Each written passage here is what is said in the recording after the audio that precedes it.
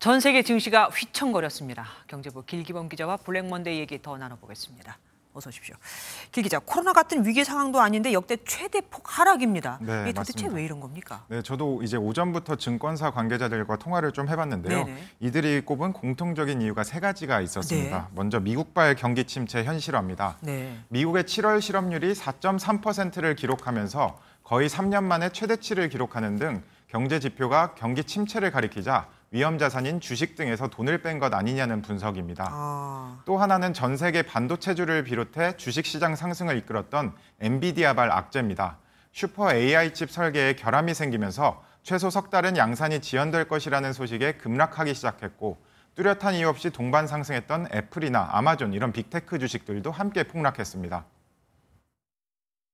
빅7 중에 6개 기업이 발표했는데 뭔가 서프라이즈한 내용은 없었다는 거죠. 미래 가치를 땡겨오면서 계속해서 주가 상승을 보였는데 이제는 거기에 대한 동력이 거의 다 됐다.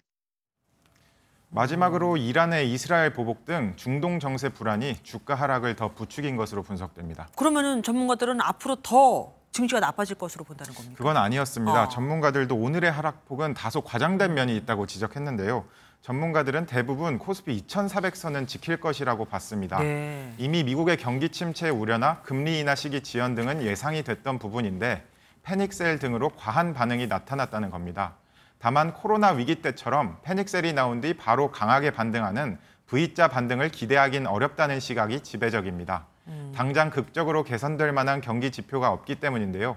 미국 연준이 금리를 인하해 시장에 돈을 풀어주기 전까지는 당분간 불안한 상황이 계속될 것이라고 말했습니다. 그러면 금리가 좀 내려가야 숨통이 좀 트일 거다, 뭐 이 얘기인가요? 네, 맞습니다. 그래서 미국에서는 벌써 연준이 금리 인하 시기를 놓쳤다는 지적이 나오고 있습니다. 지난 7월 금리를 내렸어야 했는데 이를 못했다는 건데요. 따라서 연준이 다시 열리는 9월에는 0.25%포인트가 아니라 한 번에 0.5%포인트 내리는 빅스텝을 단행해야 한다는 목소리가 커지고 있습니다. 네. 실제로 글로벌 주요 금융사들은 미 연준이 올해 남은 세 번의 회의에서 모두 금리를 내릴 것으로 전망하고 있었습니다. 그러면 우리나라도 곧 내릴까요? 아마 지금 가장 난감한 게 한국은행일 텐데요. 보통 한은은 미국이 금리를 올리거나 내리면 뒤따라가는 걸 그랬죠. 방식을 취했었습니다. 그런데 이번에는 한은금통위가 8월 22일로 먼저 예정돼 있습니다. 미국 연준은 9월에 있고요. 네. 미 연준보다 앞서서 결정을 해야 하는 상황인데 가장 큰 불안 요소는 가계부채입니다. 지난달 가계부채가 3년 3개월 만에 최대폭으로 증가했고 부동산 시장도 계속 들썩이면서 자칫 섣부른 금리 인하가 가계부채 급증으로 이어질 수 있기 때문입니다. 하지만 전문가들은 지금 상황이라면 선제 인하도 고려해 볼 시점이라고 언급했습니다. 지금 시장 금리가 계속 하락하기 때문에 가계부채든 부동산 가격 상승세든 막는데 제한적이라서 차라리 지금 물가가 잡혔기 때문에 기준금리를 8월이라도 0.25%포인트 인하를 해야지.